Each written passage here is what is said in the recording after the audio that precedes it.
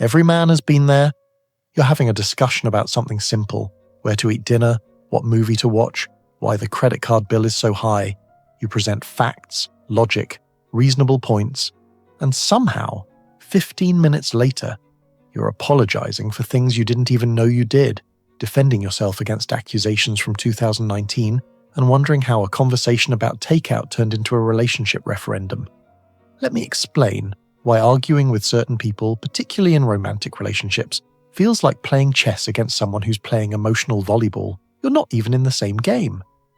The fundamental problem is that men and women often approach disagreement from completely different planets. When I disagree with my male friends about something, we present evidence, counter-evidence, reach a conclusion, grab a beer. Done. But in many romantic relationships, the conversation isn't about the topic at all. It's about feelings, validation, emotional temperature, relationship dynamics, and 17 other invisible factors you didn't even know were in play. Here's a perfect example from my practice. A guy comes in, exhausted, tells me about an argument over his partner wanting a new couch. He researched prices, measured the space, made a spreadsheet of options. She got upset because you don't care about making our home beautiful. He showed her the spreadsheet to prove he cared. She cried harder because everything is just data to you. He literally couldn't win because they weren't having the same conversation. The perceived versus actual power dynamic is fascinating. After most of these arguments, she thinks she won because he apologized. He thinks he lost because logic didn't matter. But here's the truth. Nobody won. He didn't apologize because she was right. He apologized because continuing was pointless. She didn't win the argument. She won his withdrawal from it. That's not victory. That's exhaustion. This emotional versus rational clash creates impossible situations. You're trying to discuss why the budget is tight this month. You've got bank statements, Excel sheets, clear numbers. But the response you get is, "You always make me feel bad about spending money." Suddenly you're not discussing math anymore. You're defending your entire character. The conversation shifted from facts to feelings, and most men don't even notice when it happens. A client yesterday described it perfectly.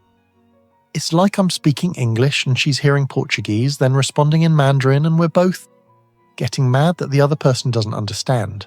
The logic you're using isn't wrong, but it's irrelevant because the conversation isn't happening in the realm of logic. It's happening in the realm of emotion, where different rules apply.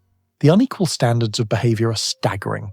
If a man raises his voice during an argument, he's aggressive, potentially dangerous, needs anger management. If his partner throws things, screams, has a complete meltdown, she's passionate or emotional or just really cares. I've seen situations where she's literally throwing plates while calling him abusive for speaking firmly. The double standard is so normalized we don't even question it. Society gives different people different emotional licenses. Some people can cry, scream, slam doors, send 30 texts in a row, show up at your workplace, call your mother, and it's considered fighting for love. Flip the genders on any of those behaviors and it's stalking, harassment, abuse. This isn't about gender superiority, it's about recognizing that different rules create different games. Arguments become psychological traps where you literally cannot win. If you stay calm, you're emotionally unavailable or don't care enough to fight.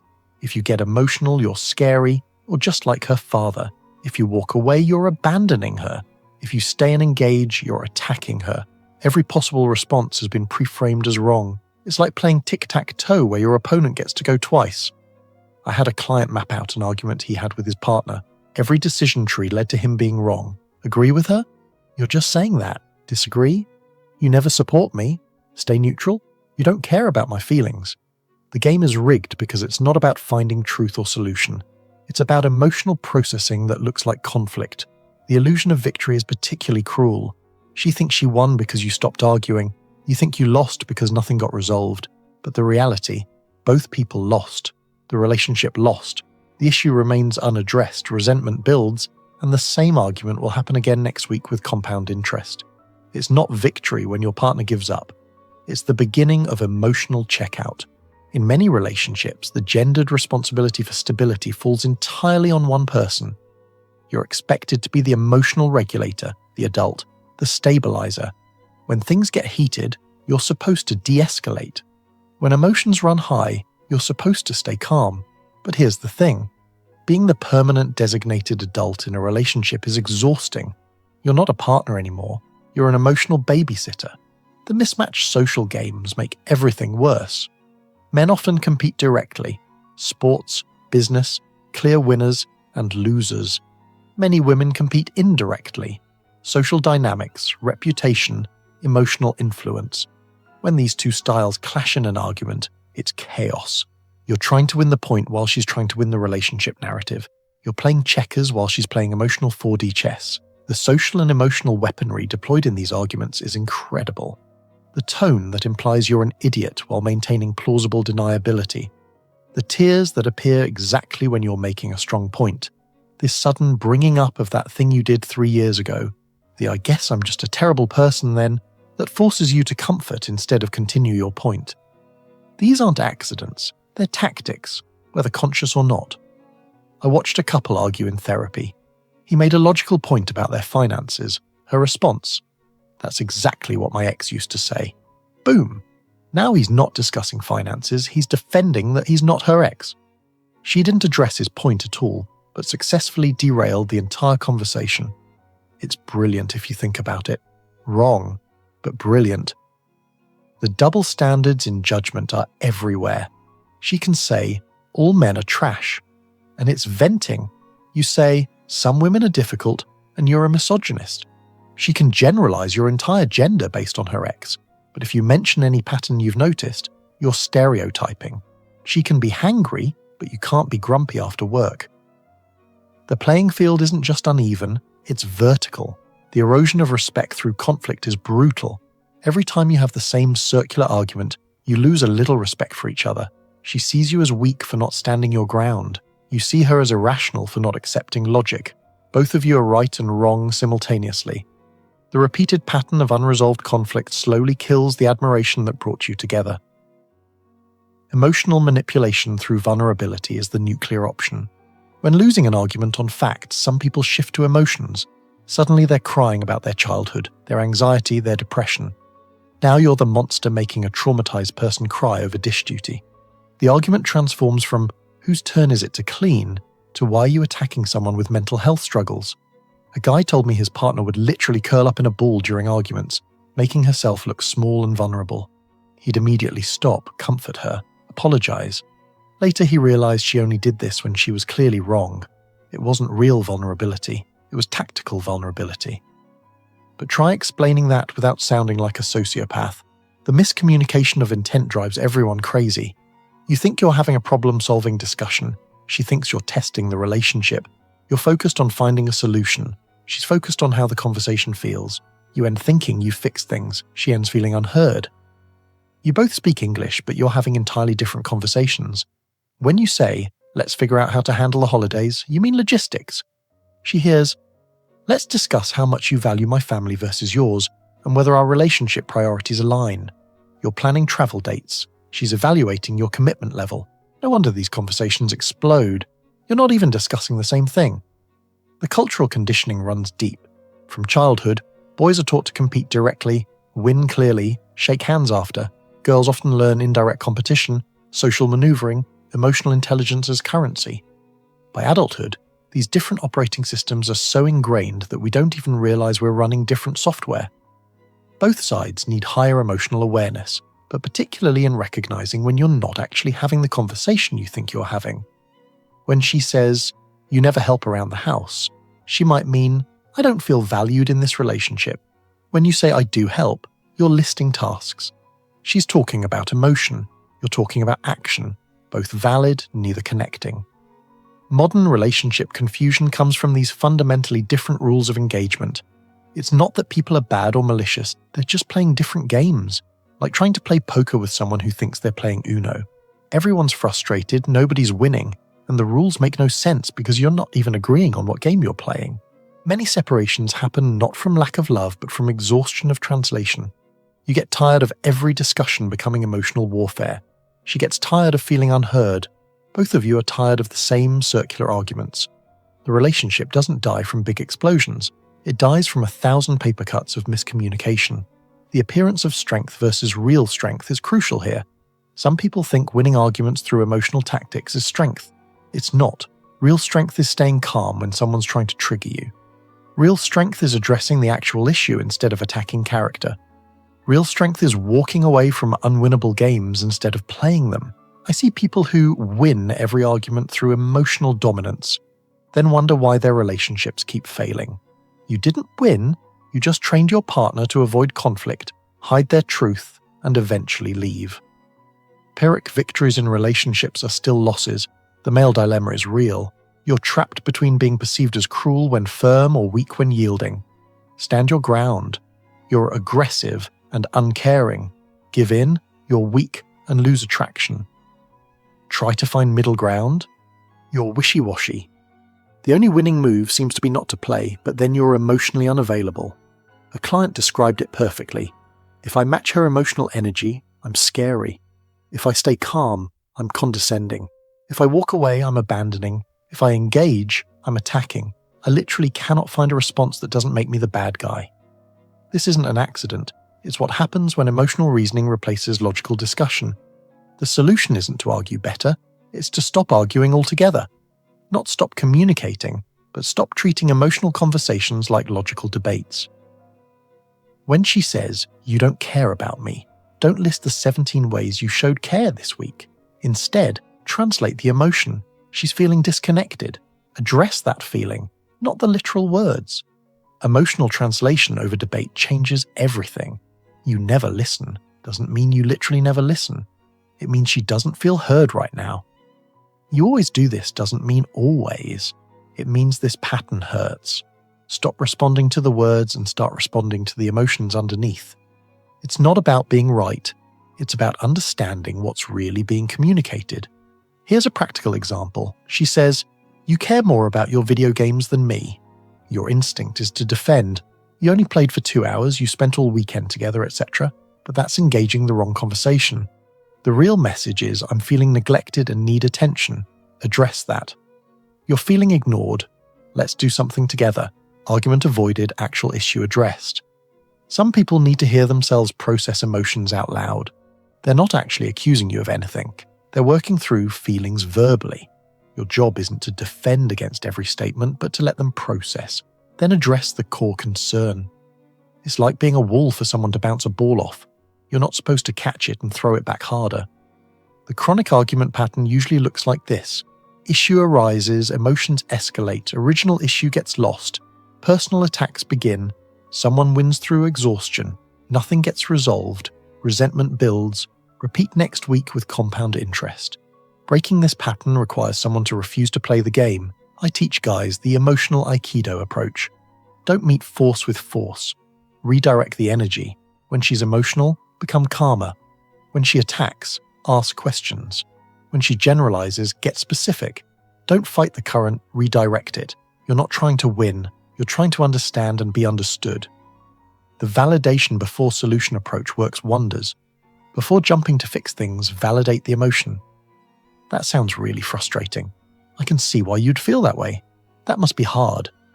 Only after the emotion is acknowledged can you move to solutions. Skip the validation, and nothing you say matters because she doesn't feel heard. Some arguments are actually tests, not conscious manipulative tests, but subconscious checking for emotional safety. Will you stay calm when I'm upset? Will you still love me when I'm irrational? Can I trust you with my emotions? The argument isn't about the topic, it's about whether you're safe. Pass the test by staying steady, not by winning the point. The power of simply saying you're right is incredible when used strategically. Not as surrender, but as acknowledgement. You're right, I haven't been as present lately. You're right, that was insensitive. You're not admitting total fault. You're acknowledging their emotional experience. It's not weakness, it's emotional intelligence. Setting boundaries around arguments is crucial. I want to discuss this, but not while either of us is emotional. Let's take 20 minutes and come back. I hear you, but I won't be yelled at. You're not avoiding conflict. You're insisting it happen productively. Some people need to learn that emotional intensity doesn't grant them special argument privileges. The difference between venting and discussing needs to be explicit. Ask, do you need me to just listen? Or are we problem solving? Half of all arguments could be avoided with this question. Sometimes people just need to express frustration without someone trying to fix it. Your job might just be to listen and validate, not solve. Recognize when you're being baited into unwinnable arguments. Some topics are emotional landmines designed to explode regardless of your response. Do you think she's pretty? Would you remarry if I died? These aren't real questions, they're emotional traps. The only winning move is to recognize the game and refuse to play. When every discussion becomes an argument, the relationship is already over. You're just negotiating the terms of surrender. Healthy relationships have discussions, even heated ones, but they resolve. If you're having the same fight for the 100th time, you're not in a relationship anymore. You're in a hostage situation where both of you are simultaneously the hostage and the captor. Some people actually need the drama to feel alive.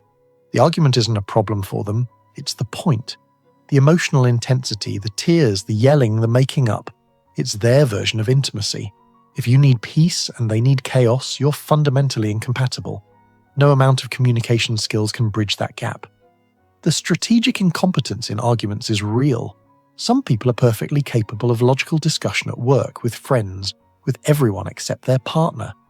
Suddenly with you, everything becomes emotional chaos. That's not inability, that's choice. They can control themselves.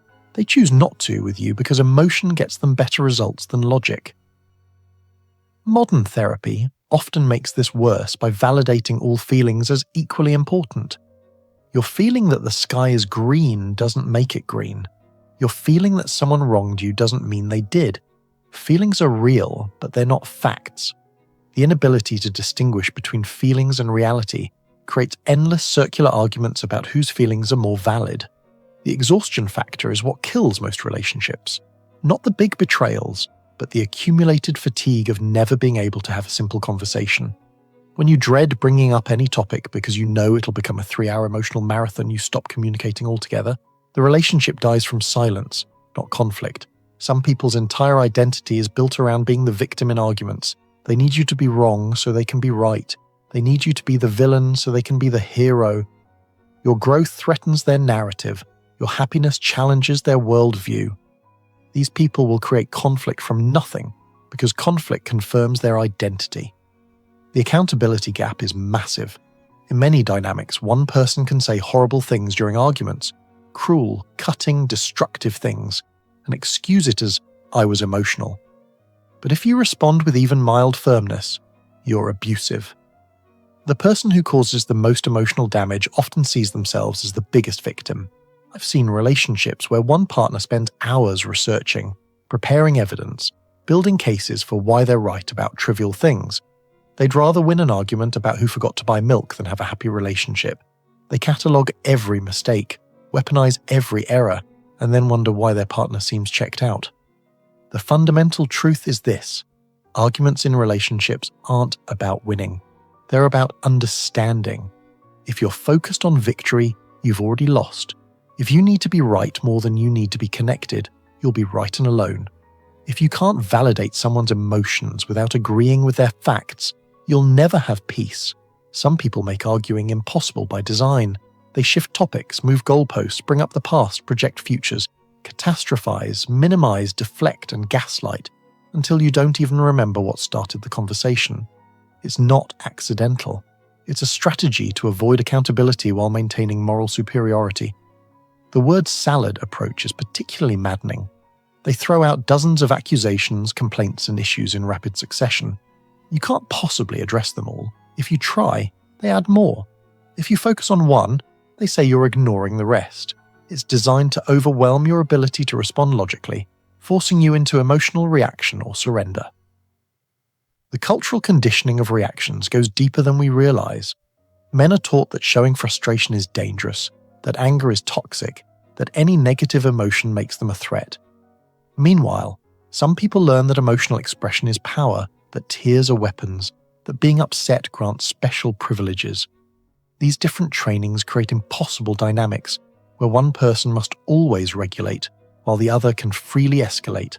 I had a client whose partner would literally follow him from room to room during arguments, preventing any chance for him to calm down and collect his thoughts. When he finally snapped and yelled, "Leave me alone for 5 minutes," she called the police saying she felt threatened. He was the one being pursued, cornered, and harassed, but his raised voice made him the aggressor in the official narrative. The modern relationship confusion isn't just about different communication styles. It's about fundamental disagreements on what a relationship even is. Some people see relationships as partnerships, where both people work toward common goals. Others see them as emotional validation machines where their feelings must always be centered. These views are incompatible, but people don't realize it until they're already committed. The appearance versus reality of strength plays out constantly. The person who cries and breaks down during every argument often controls the entire relationship through emotional terrorism. Meanwhile, the person staying calm and trying to be rational is seen as cold or uncaring. We've confused emotional volatility with passion and emotional stability with indifference. Here's what actually works. Stop trying to win arguments. Start trying to understand emotions. Stop defending yourself. Start asking questions. Stop needing to be right. Start needing to be effective.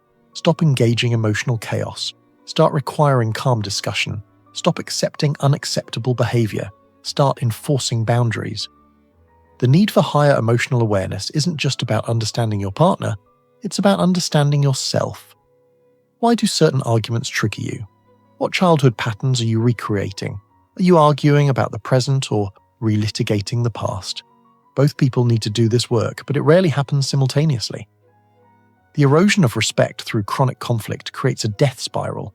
Each unresolved argument adds weight to the next one. Every circular discussion reinforces the belief that communication is pointless.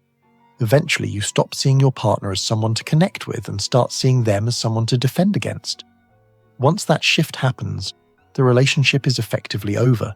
The best relationships I've seen don't avoid conflict, they handle it differently. Both people stay focused on the issue, not each other. Both people want resolution, not victory. Both people can admit wrong without losing face. Both people value peace over pride. But this requires both people to be emotionally mature, which is increasingly rare. If someone consistently turns discussions into emotional warfare, they're telling you something important about their capacity for relationship. Listen to what they're showing you. Some people simply cannot have productive conflict. They're not bad people, they're just incompatible with anyone who values reason over emotion. The solution for many men is to simply stop engaging unproductive arguments altogether. State your position clearly once. If it becomes emotional manipulation, disengage. If it becomes personal attacks, leave. If it becomes circular, stop. You're not obligated to participate in someone else's emotional dysregulation. This isn't about gender superiority or who's right and wrong. It's about recognizing that different people have different argument styles, and some styles are simply incompatible. If you need logical resolution, and they need emotional processing, you're speaking different languages. No amount of Google Translate is going to bridge that gap. The tragic reality is that many relationships fail not from lack of love, but from inability to communicate effectively during conflict. Two good people with different operating systems destroying each other through miscommunication, both thinking they're right, both feeling unheard, both exhausted from the endless cycle. Your job isn't to win arguments. Your job isn't even to avoid them. Your job is to recognize when you're having an actual discussion versus emotional theater and respond accordingly. Sometimes that means translating emotion. Sometimes it means enforcing boundaries. Sometimes it means walking away. Wisdom is knowing which response fits which situation. The bottom line is this. Arguing with someone who operates on pure emotion while you operate on logic is like trying to play chess with someone who's playing emotional dodgeball. You're not going to win because you're not even playing the same game. The only way to win is to recognize the game being played and either change games or stop playing. Real strength isn't winning every argument, it's knowing which arguments are worth having. Real intelligence isn't being right, it's being effective. Real relationship success isn't avoiding conflict, it's handling it productively. And sometimes, the most productive thing you can do is refuse to argue with someone who can't argue fairly. I want to hear from you guys. What's the most circular, unwinnable argument you've been trapped in? How do you handle when discussions turn into emotional warfare? What strategies have actually worked for you? Drop your experiences in the comments. Sometimes the best therapy is knowing you're not the only one dealing with this insanity.